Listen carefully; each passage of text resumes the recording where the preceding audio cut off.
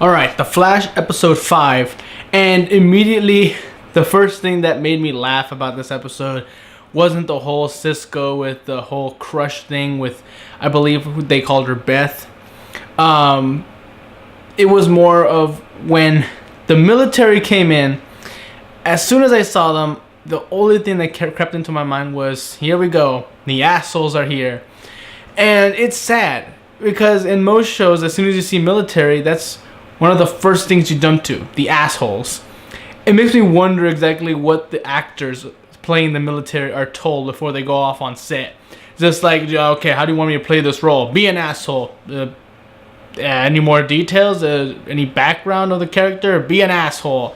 No, sympathizing backstory, past, and they don't understand where I'm coming from. Be an asshole. Okay, fine, I'll be an asshole. But anyway, yeah, the military in this show has just been revealed to us, and they're the generic assholes who just want to use these abilities that people have now as just weapons. And I guess I always understood where they were coming from with that argument, but there had to be better ways to portray the military wanting to weaponize, metahumans. But either way, as big as a role as the military played, I suppose, there really wasn't much to talk about because they were that one note. Like, she has powers, blowing shit up. We have to use her as a weapon. Bring her in. It's like, okay, that's about it. But either way, Plastique herself, she was an interesting character. And what I mean interesting is how she was integrated into the team temporarily for this episode. They understood and sympathized with her. Now she has this destructive power that really has no long-term benefit to mankind. I mean, she just blows stuff up. And while that can be seen as useful in certain battle simulations, it doesn't really serve well to actually people in general. So it was kind of a sad story. It's like, no matter her personality or her good intentions, her ability in its most basic form is meant to destroy.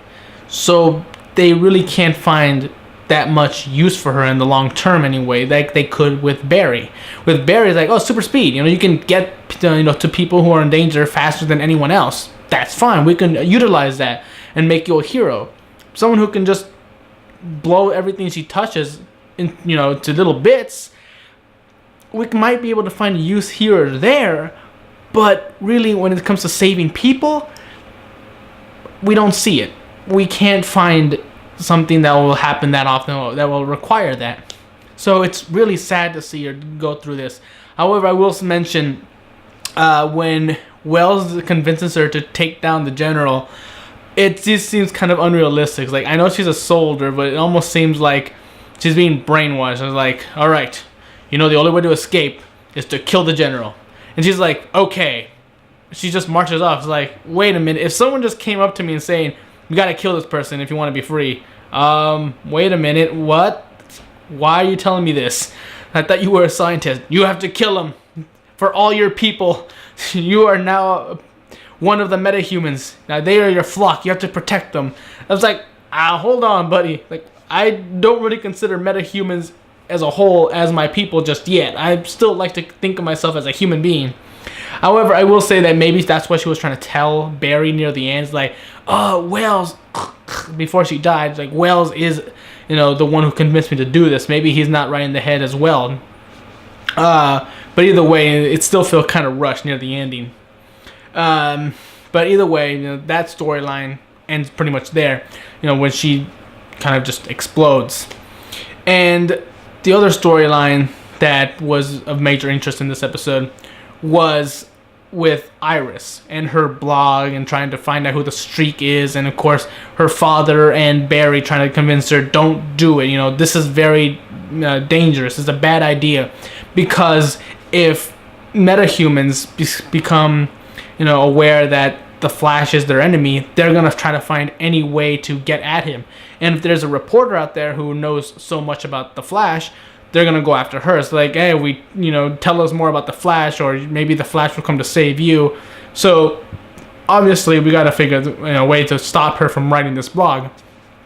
And I do like how they do this whole meeting her as the Flash, and he's of course vibrating his face so she can't see him, but also vibrating his vocal cords so he sounds like this menacing robot or something. And that's kind of cool, I will say. And when I first heard it, I was like, oh damn, that would be cool to have, just like changing your voice whenever you want.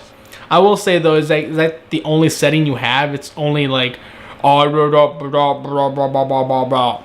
that's the only setting you have, that's just like, oh, never mind then. You can't change your voice that differently.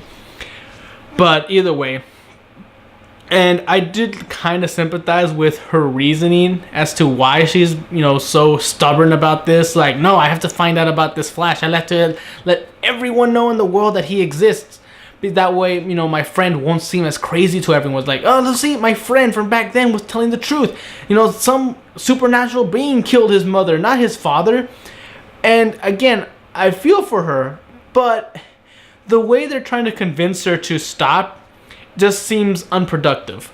They're just jumping in saying, don't do this. And she's like, I'm doing it. Don't do this. I'm doing this. Like, don't do this. I'm doing it. Fine, then we can't be friends no more. Bye.